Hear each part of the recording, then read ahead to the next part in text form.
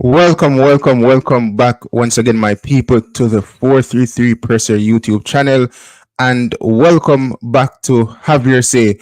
You can have your say by leaving your thoughts in the comment section, and if I decide to drop the call-in link in the comment section, then you guys can also call in and have your say on the specific topics for today. However, before I get into the topics, we have a special guest, Steph. What's up, man? What's going on? Everything's good. Everything's good. Glad to be on. Thank you for having me. And let's talk about some good topics. Good topics today. Yeah, definitely. What's the equivalent of Wagwan in Barbados? Like, what's the local language for Wagwan? Is it the same? Yeah, literally, what's going on? Literally, what's going on? Yeah, Jamaica is the capital of the Caribbean, so countries tend to steal from us. You know what I'm saying, bro? As half Jamaican and still repping Barbados, I would not allow this be agent slander to be Who going is half Jamaican? You? Huh? You're half Jamaican? Yeah. My dad is Jamaican. My mother is from Barbados, born in America, and I lived in Barbados, so I rep Barbados. I didn't know that you were half Jamaican. Yeah. My dad is Jamaican. Oh. Nice. So if you choose to represent Jamaica one day in football, you should do that. You can walk you through the process. I get in the passport or whatever the case is. But listen up, man. We're here once again. Monday I was on your channel, and today is Wednesday, and you're on the 433 Presser's YouTube channel. I mean, it's also on your channel as well, streaming over there. But listen up, we're gonna talk about Steve McClaren. Got his first win against Honduras last night, down in Honduras. So 4 points out of 6 in our 2 opening games in the Nations League, right? Also, we're going to discuss Mauricio Pochettino, as he has been announced as the US men's national team head coach heading into the 2026 World Cup. You're familiar with Pochettino, seeing that you are avid Arsenal supporter, so you know who Mauricio Pochettino is and what he's about as a coach. And we're also going to touch on Martin Odegaard's injury ahead of this weekend's NLD, the North London Derby. People, if you're just joining the stream, please go ahead, smash that like button, share the video as well. The most important thing is to smash the like button. Leave your thoughts in the comment section, and subscribe if you're new as well. So let's get straight into it. So Martin Odegaard, Steph, ahead of this weekend, is rumored to be out for this upcoming game against Tottenham Hotspur. So your captain is out for this upcoming game. Share your thoughts on that, and then we can chop it up some more. To be honest, it's going to be a big miss for us. To be honest, I think Odegaard is a really, really good player. To be honest, one of our key players. Sad to see that he won't be there, but at the same time, next man up. It has to be next man up if you want to win a league title or you want to be challenging for a league title. We know about the quality that we have in and around the team, or supposedly the quality we possess in and around the team. I know a few changes I'd make. I'd probably bring in an experienced player like a Jorginho. Potentially, we could see Havertz drop to midfield, or we could see the surprise of Ethan Nwaneri, who on international duty has scored against Germany, and I think that was under 21s for England. So he's been playing pretty good. So to be honest, I wouldn't mind seeing Nwaneri or wouldn't mind seeing Havertz in midfield. But all that matters at this weekend is 3 points nonetheless, with or without Odegaard.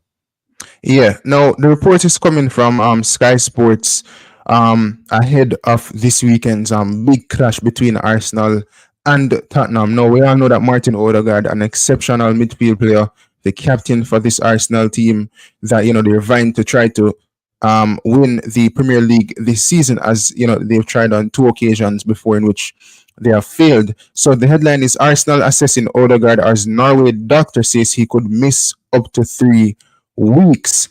Now, the report went on to state that Arsenal's medical team continued to assess Martin Odegaard and worked with him day by day after he injured his ankle on international duty. Norway's team doctor has claimed the injury could rule Odegaard out for at least 3 weeks, but Arsenal have not given a time frame, with no update expected until Mikel Arteta's press conference on Friday. So today is Wednesday, so we'll have to wait until Friday to hear what the manager of Arsenal, Mikel Arteta, has to say surrounding the time frame of Martin Odegaard ahead of the North London Derby. A 3-week absence would rule him out of the Gunners' crucial Premier League meetings with Tottenham and Manchester City, both live on Sky Sports. A distraught Odegaard needed help leaving the pitch and had to be substituted after turning his ankle during the second half of Norway's Nations League win over Austria in Oslo on Monday night. The Arsenal captain was pictured on crutches as he boarded a flight to London on Tuesday to undergo assessment back at his club. So, Steph, listen up. Mhm. Two big fixtures coming up: Tottenham Hotspur in the North London Derby and Manchester City in, I guess you could say, the Premier League fight, for the lack of a better name at this moment in time. You know what I'm saying? Because you guys, you've been, going up against this Man City team over the past 2 years to try to win the Premier League title, in which, you did beat them last season, whatever the case is. Now, NLD, the midfield is kind of weak in terms of the options. You can always drop back Kai Havertz into the midfield, but most Arsenal fans say that he's not fit for the midfield. Emil Smith Rowe is gone, who I think would be fit for purpose in this upcoming game, but he's no longer at the club. You talked about Ethan, and what's his name pronounced? Ethan Nwaneri. Enwiri. Nwaneri. And what? Nwaneri. And I'm gonna have to go change him last name. Nwaneri. Yeah, Nwaneri. Ethan Nwaneri. Now you've spoken highly about the academy product, right? Do you see Ethan slotting in to this midfield for the upcoming weekend, or do you think it's too much big of a game for him? I don't think it's too much of a big game for him. Is if Arteta wants to play him, and if he suits Arteta's style about going about winning the football match. Because ultimately, what I would say about Arteta over the last couple of years, what I've realized about him, he's a cynical manager.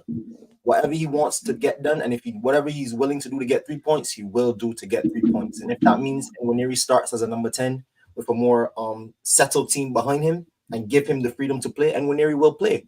But do I think he will play? No, I think Arteta has shown a history of going not safe, but going with players that have been there and been tried and trusted. So I think Havertz will obviously play in the midfield. What he does up top, I think, is the big question. If Havertz start in the midfield, then that leaves a big space open at the number 9 position. Does Jesus come back in? They're saying he should be fit for the game. But even if not, you have Sterling, who's been looking really good in training from the clips we've been seeing. Trossard, who has been scoring goals. You could put Trossard at the 9. Or you can even use Martinelli in and around the team if you want to, with Bukayo Saka off the right. So we have a lot of options. We have a lot of depth in certain areas. Is whatever Mikel Arteta wants to do to get 3 points, and whichever player follows the game plan, honestly.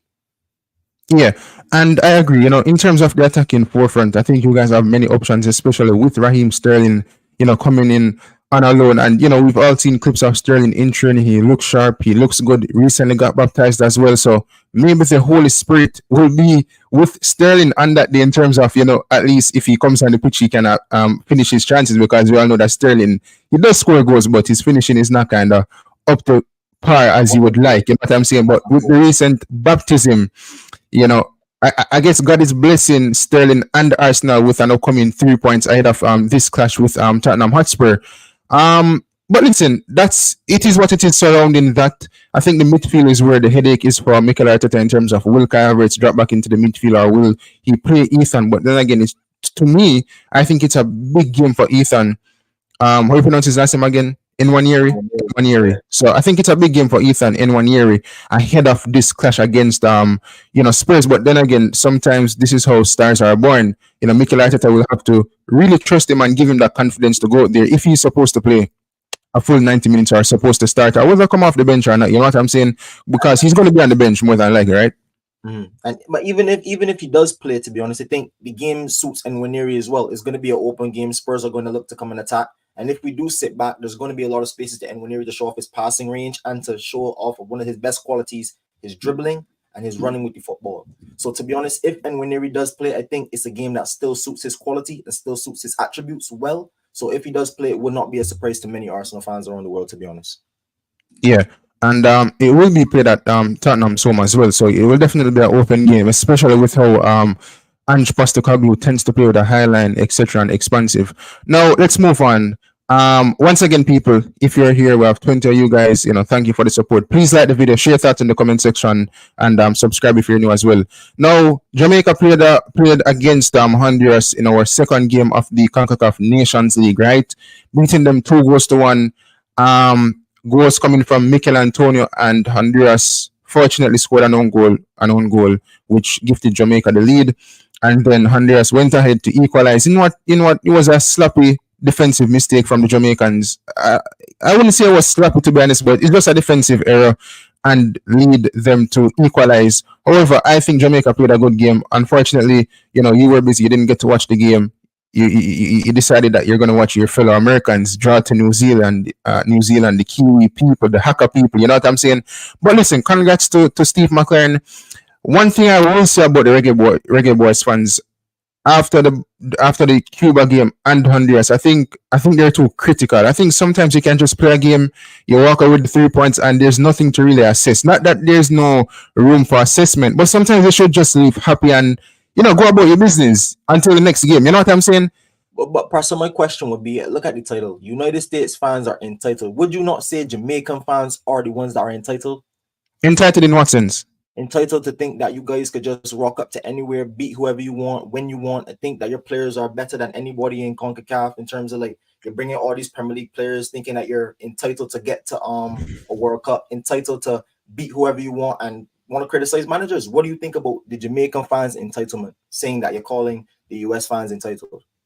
No, I don't think for one Jamaican fans are entitled. I think what Jamaican fans want to see is proper football that we haven't seen for years. Now, in the first 2 games with Steve McClaren, we have seen a different type of football. It might not be the finished product or the finished article, but you can see a bit more, possession-based style of play from this manager compared to other managers.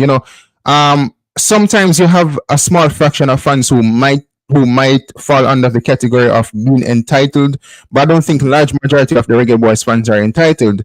We'll get into the discussion about the US men's national team and their fans. I think they're a bit entitled compared to the Jamaicans because, you guys think you're this big powerhouse in football and you should, win every trophy and beat every big team. But as for Jamaica, I just think we want to do well. We want to qualify for our next World Cup.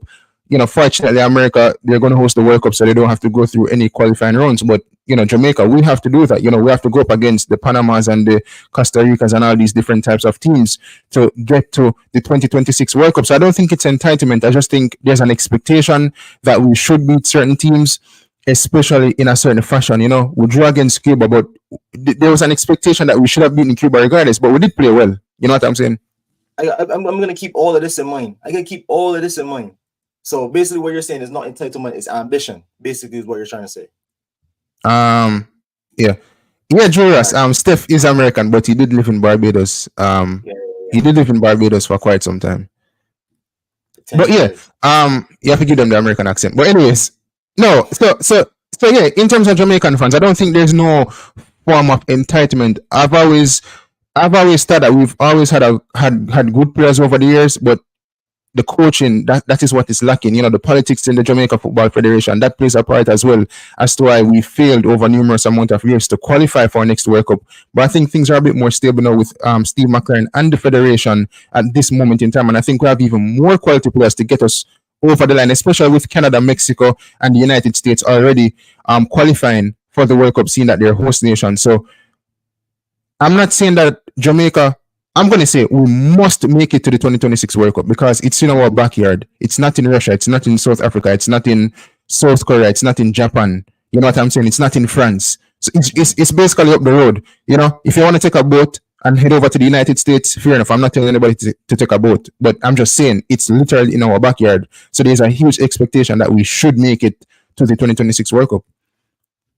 My thing is, you said that the United States, Canada, and Mexico are already making it. My question would be, because I'm not aware of it off the top of my head, how many spots are available left in CONCACAF for teams to qualify, if you know? For the World Cup? Yeah. Well, I guess that's seeing the United States and the two other nations already qualified. I would say 3. Probably 3 more? Yeah. I mean, based on that and the quality of players... teams like Costa Rica and Panama. Yeah, but the actually in the mix as well.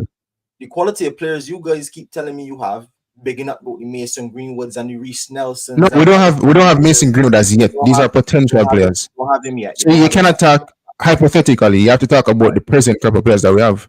Okay, but even in the crop of players you have, you should be getting there, seeing that the powerhouses are already qualified. If you don't get there, would you say that that's an absolute failure? No, I think that would be the biggest failure in Jamaican football. And I think I personally would travel to Jamaica and I would dismantle the federation and the footballing program as well. I know that we failed to qualify for other World Cups as well, but listen, it's literally in our backyard. It's in Mexico. You don't need a visa to travel to Mexico. You know what I'm saying? You only need a visa to travel to the United States and Canada and Jamaica. We already have a huge diaspora that lives in Canada and the United States of America. And you have Jamaicans in Jamaica that travel to the United States and Canada as well. And you have Jamaicans that travel to Mexico. So I think with it being right beside us, we have to make it. It would be the biggest failure. But I don't want to talk about the negatives are if that is supposed to happen, because God forbid, I don't know what majority of Reggae Boys fans would do if that was supposed to happen. So I don't want you to take this conversation to our next place about if it is supposed to happen, because we will qualify for the World Cup. I guarantee that we will qualify for the 2026 World Cup. I don't think it's too big for me to say, but I just think with the quality of players and Steve McClaren at the helm right now, it will happen. You know what I'm saying? Let me see if I have any more comments. Juras, big up yourself. But yeah, people, once again, if expectations and entitlement are two different things. Your boy Presser does not believe that. Your boy Presser does not believe it. But believe what? I just want you guys to listen to what he's saying, and then when we get to certain segments, we will see. That's all. But anyways, let's move into the next topic. So, people, once again, if you're here, please smash the like button, share, subscribe, leave your thoughts in the comment section. Now, Mauricio Pochettino, right? Finally, he has been announced. The deal is over the line surrounding his appointment to the US men's national team. Now, massive thing for the US men's national team, massive thing for the US soccer or football federation, whatever you want to call it. We all know the qualities of Mauricio Pochettino. We've seen his resume in terms of him being at Spurs, him being at PSG, and more so recently Chelsea Football Club, who is probably they're on the brink of collapsing at this moment in time in terms of what's going on with Clear Lake and Todd Bowley and the different shareholders. But we're not here to talk about Chelsea. In terms of Mauricio Pochettino, right? So it was announced yesterday. I did a show yesterday in which Julian runs early in the morning. He said that his sources told him that today is the day that the deal will be signed, or the contract will be signed between Pochettino and the US Soccer Federation. Now, it has been done. He was announced last night. There was a video of him, talking about, big up to the boys as they faced New Zealand, in which they drew in that game. Now, there's a report from the Athletic. I think they work in accordance with the New York Times. So the headline is Mauricio Pochettino appointed US men's national team head coach to lead team through 2026 World Cup. So let me just read a small part of this article. So, Mauricio Pochettino has been appointed as the U.S. men's national team head coach. The 52-year-old replaces Greg Berhalter, who was dismissed following the side's Copa America group stage exit this summer. Pochettino's appointment, reported by The Athletic in August, will see the former Tottenham Hotspur and Chelsea head coach manage a national team for the first time. Pochettino will lead the U.S. through the 2026 World Cup, which they will co-host alongside Canada and Mexico, with his first game as head coach expected in the U.S. men's national team's friendly against Panama on October 12th in Austin, Texas. Pochettino went on to state, and I quote, "The decision to join US soccer wasn't just about football for me. It's just about the journey that this team and this country are on," Pochettino said. "The energy, the passion, and the hunger to achieve something truly historic here. Those are the things that inspired me," end quote. So that's what Pochettino basically said about taking the job. It's not just about the football, but it's about the journey, it's about the country, it's about the progress, the passion, the hunger to achieve something truly historic with the US men's national team. The announcement follows the US men's national team's friendly defeat to Canada on Saturday in Kansas City, with the team in Kansas City. The team faces New Zealand in Cincinnati on Tuesday, which was last night, in which they drew that game.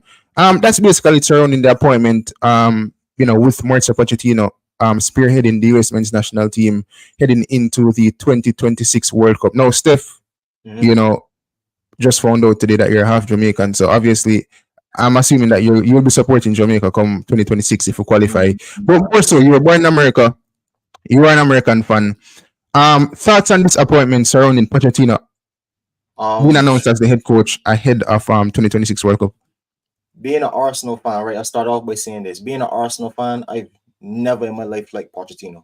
Never, ever in my life ever liked Pochettino. I never even rated Pochettino.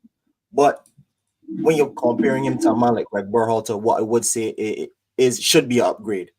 Looking at the stature, looking at the tenures of both coaches, looking at the pedigree of both coaches, you have to say that Pochettino is an upgrade on what we have so far, to be honest. And just giving my opinion and putting it out there from early, expectations for Pochettino. I have just a few, and not too many. I don't think they're too much. So we're going to expectation and entitlement. Let's get straight into it.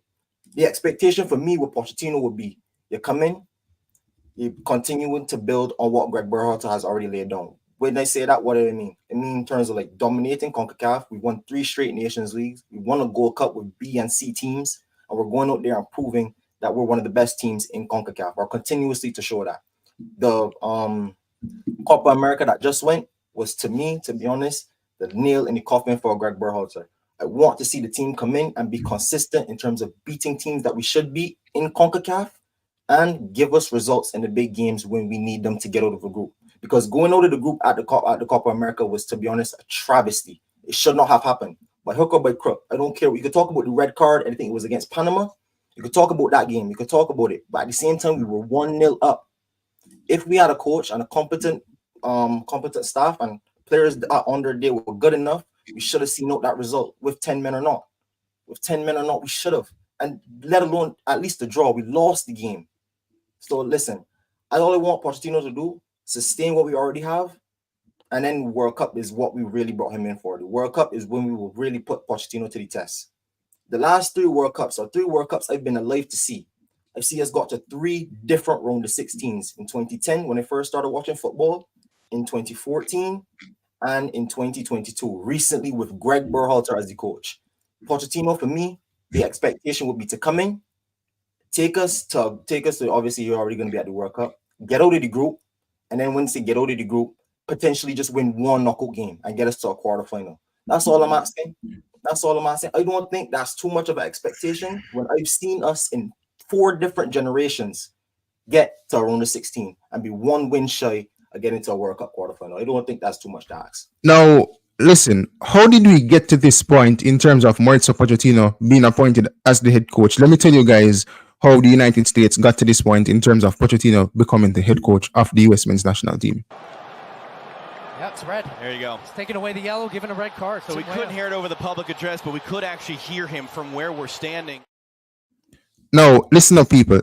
At that time in the game, I think the US men's national team, they were playing, not say phenomenally. Why am I mixing up my words or pronouncing it wrong? Phenomenal. I'm not going to say that they were playing phenomenal, right? However, I think they were playing a good game against Panama, especially seeing that it's a CONCACAF opponent that the United States they're experienced against. You know what I'm saying? They're familiar with Panama. Now, even after that red card, in terms of a silly, I don't know if it's silly, but very stupid from Timothy, right? In terms of to put his elbow into the guy's head, especially in the times where you have VAR and all these type of different technologies and referees being more keen in terms of looking for things that happen on the pitch, right?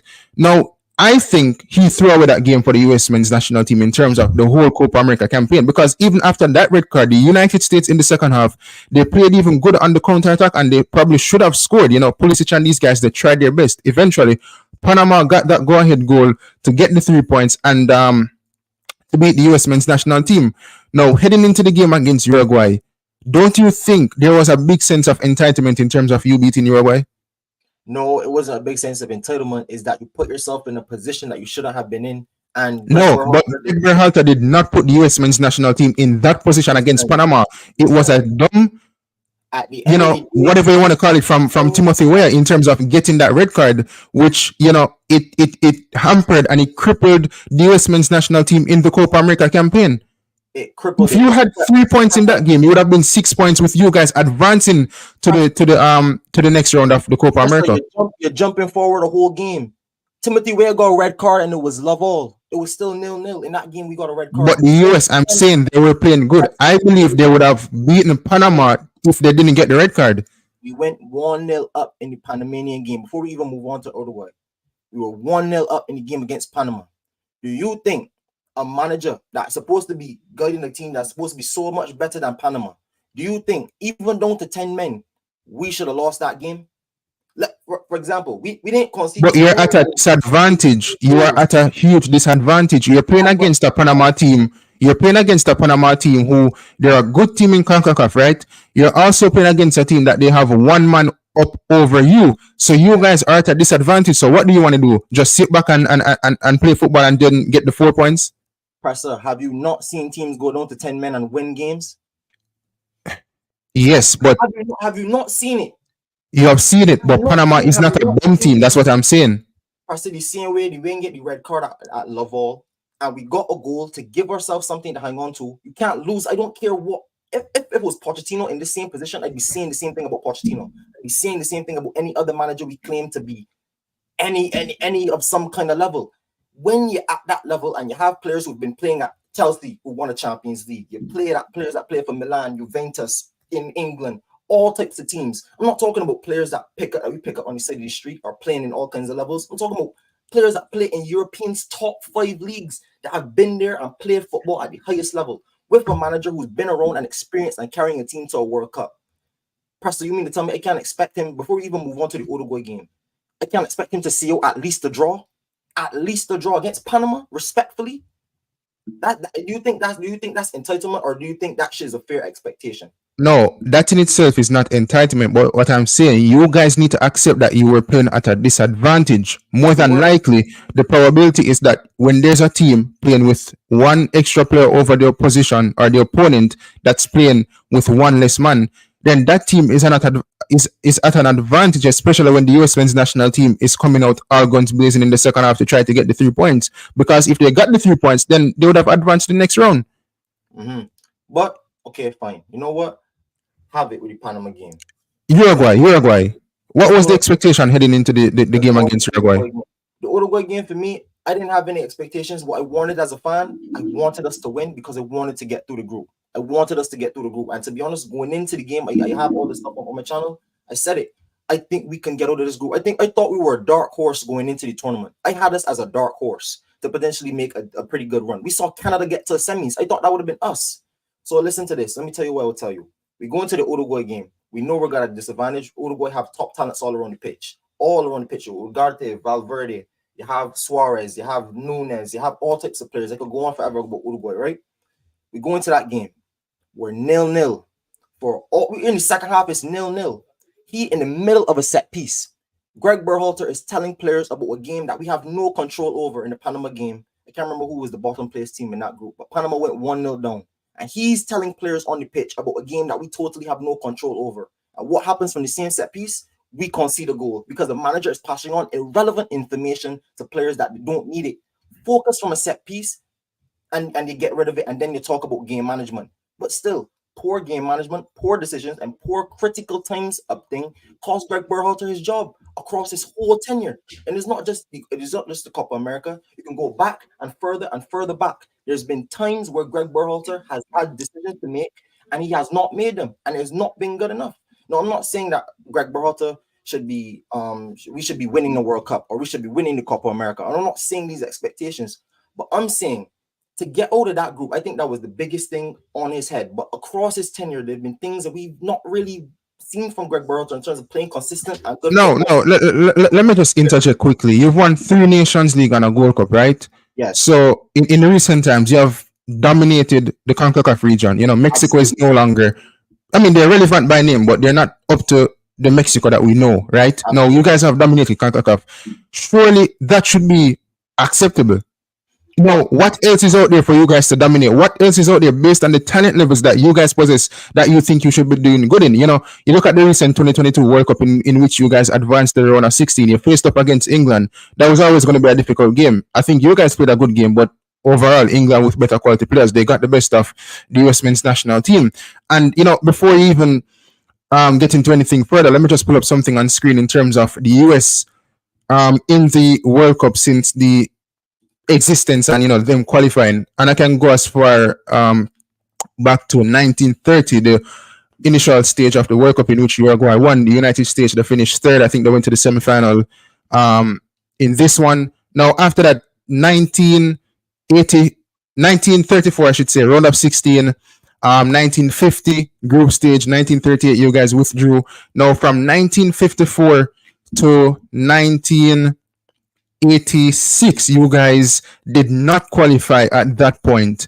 Now, in 1990 group stage exit, 1994 round of 16, 1998 in France, group stage exit, just like the Jamaicans, so we were in the same boat. Now, South Korea and Japan, when they hosted the World Cup, you guys went to the quarterfinals. However, how did you guys get to the quarterfinals? You guys played Mexico, and I think you did beat the Mexicans 1-0, which at that time, the US men's national team, they had some fairly good players back then. You had players playing in the Premier League as well as in France and Germany. You had quite a few players playing for Leverkusen as well.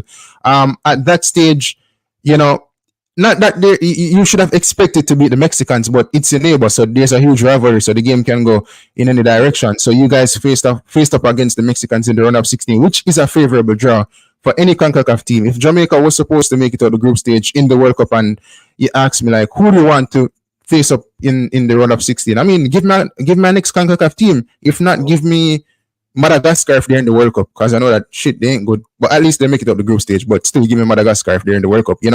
2006 group stage, 2010, 2014 round of 16, 2018 Greg Berhalter was not there. You guys failed to qualify. Remember that game against Trinidad, and the 2022 World Cup, you guys did fairly well. So my question to you as a fan is, what is the expectation with Pochettino? Now you answered that about beating opponents that you should not beat or whatever the case is, but heading into the 2026 World Cup, seeing that it is being hosted in America, firstly, answer me the expectations surrounding that. Where do you guys want to be in terms of the competition? Do you want to go to the round of 16? Do you want to go to the quarterfinals?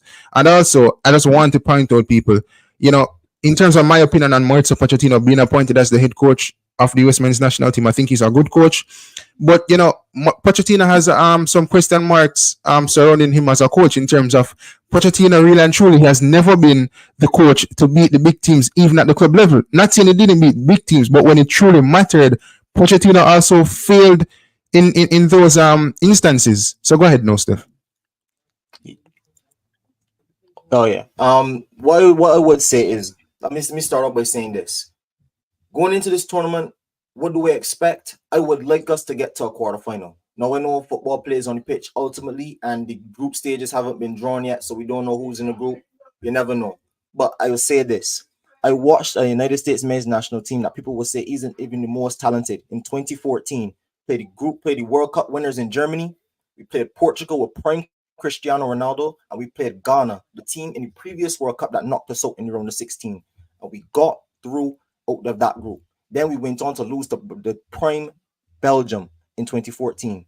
1-0. We got battered that game low-key, even though it was 1-0. But I've seen this team get through difficult groups before.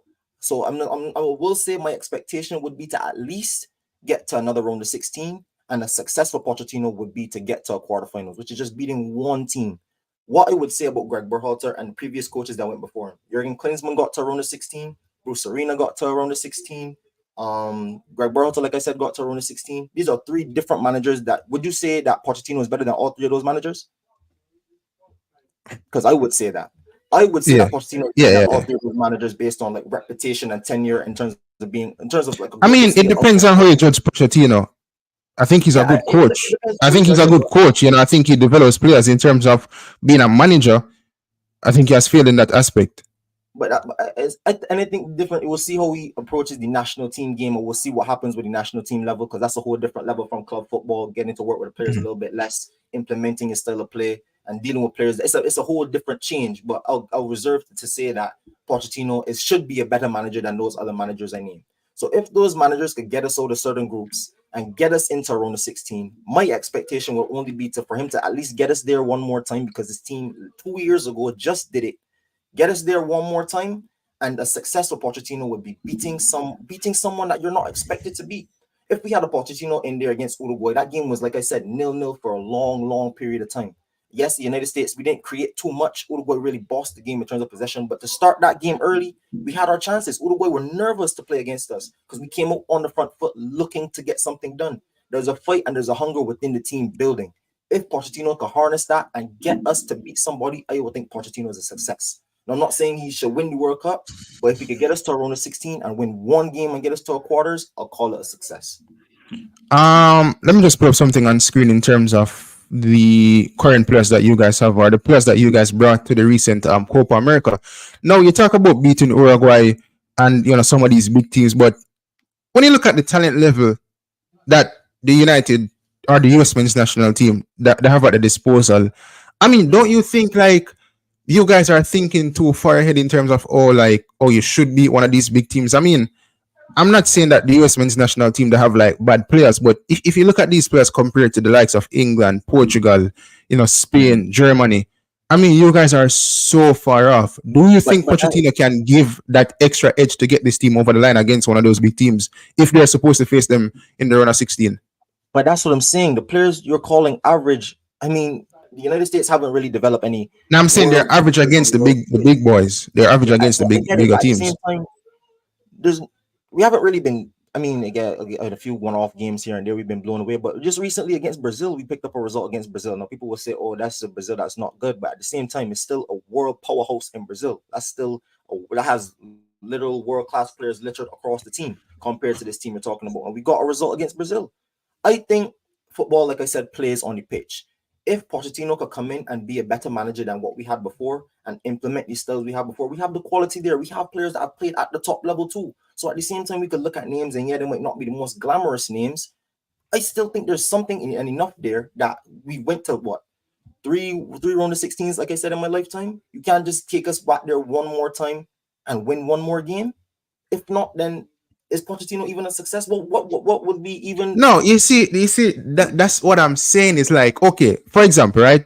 Where will the next World Cup be held after 2026?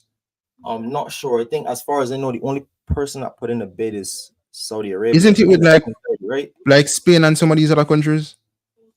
Or it could be. But I think okay, so it's in 2030. So Spain, Morocco. I don't know if it's stamped as yet, as if everything is approved. I think it's approved, but it says Spain, Portugal, Morocco, Argentina, Paraguay, and Uruguay. I think there's an anniversary coming up in 2030. So that's a lot of countries to travel, which I think it's ridiculous that FIFA is doing it that way, to be honest. I don't mean to curse people, but it's effing disgraceful. But anyways, let's just use Jamaica for an example, right? Now, in terms of Jamaica, Steph, right? The Reggae Boyz team, I think majority of Reggae Boyz fans would agree that success for us is going to the 2026 World Cup. Not only going, but we want to be participants in terms of we actually want to participate. We want to show teams that if we are supposed to head out of the group stage, like we're quality, we will be back here again in the next couple of years, in the next 4 years, and we'll show you guys that we can make it out of the group. We'll show you guys that we can beat a team. We don't want it to be a case where we qualify for the Copa America and then we got demolished by Venezuela, Ecuador, and who's the next team that we played? Can't remember the next team that we played in the group stage, but either way, we got demolished by all teams. Mexico probably should have won that game, but anyways, so that's success for Jamaican fans, right? But to say that if Pochettino does not go to the quarterfinal, that is a failure. That's stupid. I wouldn't call it a failure, but at the same time, Pastor, what would I be comparing it to? I've watched other lesser managers get us to around the 16, and you could talk about all the groups. Like I said, I mentioned in 2014, we were in one of the most difficult groups. It was literally called the group of death, and we made it out of the group with the World Cup winners. But what I'm saying is, okay, if you face a Jamaica in the round of 16, I'm not even going to use Jamaica. Let's say that Trinidad, let's say your country, Barbados, goes to the 2026 World Cup, which is unrealistic, right? But anyways, let's say that America plays them in the round of 16 and Barbados beats America, then I think Pochettino is a failure. Because Barbados, really and truly, with respect, they're nobody in football. I don't even know a player from Barbados. However, I'm saying if you come up against like the France, the England, the Belgium, the Spain, I'm saying Mauricio Pochettino's track record, it shows that in pivotal moments against big teams throughout his career, when he was at Tottenham in the title chase, when he was at PSG, when he just went there, lost the title, which he should have won. Simon Jardine made a reference that his grandmother could have won the French league. If he had PSG, he wasn't a success at PSG. At Chelsea, I think it was a bit premature for them to get rid of Mauricio Pochettino, to be honest. He wasn't doing a bad job at the time, but they wanted to head in a different direction. And I mean, to be fair to Pochettino, F Chelsea, bro. Like, they're in turmoil. You're talking about them selling shares and all these bullshit. Like, nobody wants to be at Chelsea. Enzo Maresca was handpicked because he's going to be the next puppet for Chelsea. Mauricio Pochettino, I don't think, to an extent, wanted to be a puppet. And I think he wants to be in control in terms of signings, etc. Who wants to be at a club where you don't have any say in terms of the signings? You're signing like 100 players. Like, you're signing players that they're not even born as yet.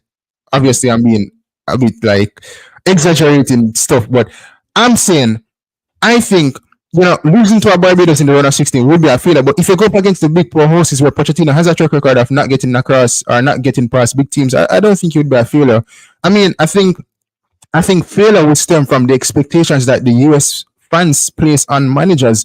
And Greg Berhalter, I think US fans they place too much of an unrealistic expectation on the guy as well. And too much politics I feel played a part in as to why Greg Berhalter got the sack from the US Federation. No. That last part I'd like to touch on. Yes, I do think there's a lot of too many politics going on within US football. Too much, especially when you talk about the Giorena situation, especially at the last World Cup and the unnecessary headache that caused for not only the manager but for the player. Like I don't feel like any of that politics should be brought into the football. And I think that's one of the biggest things on top of the player development in terms of how the system is to set up and develop United States men's national team talent. Those are the two biggest outliers for me as to why this country has only had this glass ceiling on top of the head. But I will say this, Presser. I like I said, I keep saying what would be the expectation. I'm not calling him a failure if he doesn't beat somebody in the round of 16 or whatever the case may be. But at the same time, it's an expectation. Like I said, I've seen 3 round of 16s in my life. I would like to see the team take one more step further. I don't think that's too much to ask. Like, for example, if a team like Manchester United were consistently getting in the top 4 season after season after season, there will come a time where you would say, okay, now it's time for us to make that next step. Don't use United as an example. Use Arsenal. No, I have to use United as an example. No, man. Use Arsenal, man.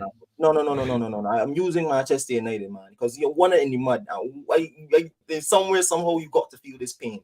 Listen, if Manchester United was consistently getting in the top 4 and getting there, the expectation from the fans would inevitably be, let's take one more step. Let's take one more step. Let's at least try to push for something better. And that's all you could ask for as a fan and as a fan base. Ambition from not only us as fans and the players, but from the people above. I think if you can, I'm not saying Greg Berhalter was ultimately right. He needed the sack, but I think there's mistakes in his tenure that caused him to be sacked. And if you're gonna hire anyone, bring in a manager that's unequivocally better than Greg Berhalter, which the national team did, and they got Pochettino. So my expectation would be for a quote-unquote better manager and a team of players that people have been telling me for years upon years that this is the best group of American players we've ever seen, and this and this and this. I'm not believing all of that, but I'm saying that's what people are selling to us. As a nation, would you say that this is the golden generation for America? I hear you. Would you say that this is the ultimate golden generation for the Americans? I wouldn't say it's the ultimate golden generation because, like I said, they haven't done anything that generations before them have done. Mm-hmm. So until they've done that, then I can't really call them a golden generation. No, based on the talent level in terms of Balogun, Pulisic.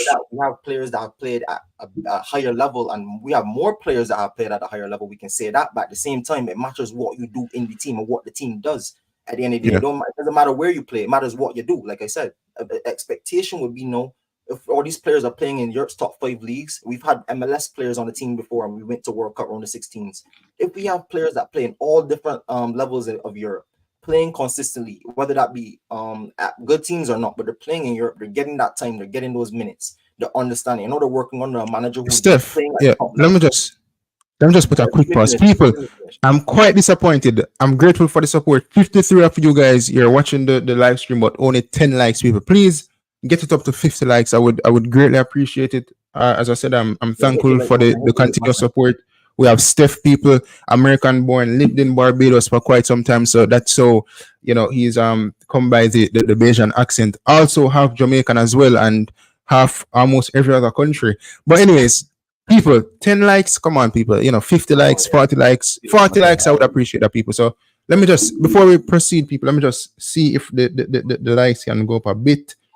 You know what I'm saying? Because the likes, it does help the video. I would just appreciate that, people. 50 likes, we have 53 of you guys, and massively would definitely appreciate that. We have 30 now, people. Please get it up to at least 40 or 50. I'm not asking, I'm begging at this point. You know what I'm saying? But anyway, Steph, proceed now. Yeah, like I said, I'm not saying he will be a failure if he doesn't get to a quarterfinal, but I think if the national team is going to make ambitious steps, the next thing as the fan base we should be expecting would be just one step further in a major tournament. I'm not saying go on to win it, not saying go on to win the semis, but one step further would just be all I ask. What I will say about the US Federation and the current program, I think the Pochettino appointment is also tricky in the sense that, let's say that he goes to the round of 16 in the World Cup and he doesn't, he doesn't like go to the quarterfinals, right?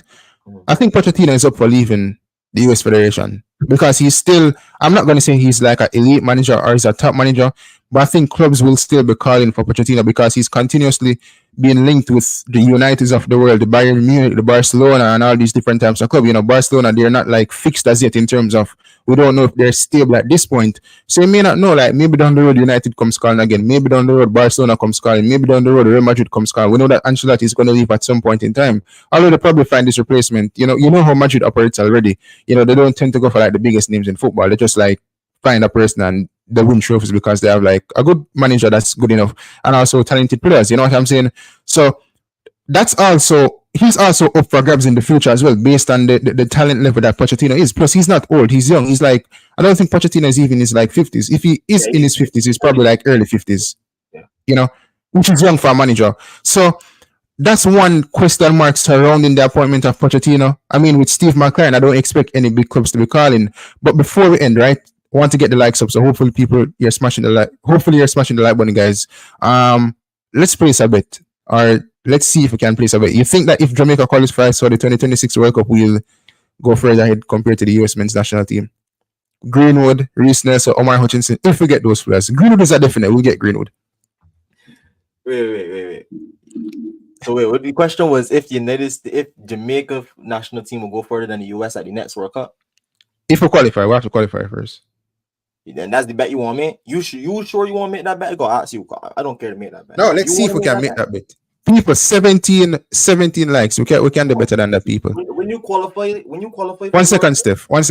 People, once again, thank you for the support. 17 likes. We need 50 likes before we end the stream, people. 50 likes. I'm asking for 50 likes. If you like the content, if you like the discussion, then give us 50 likes. Jason Guna said Hansi Flick will cook up Barcelona.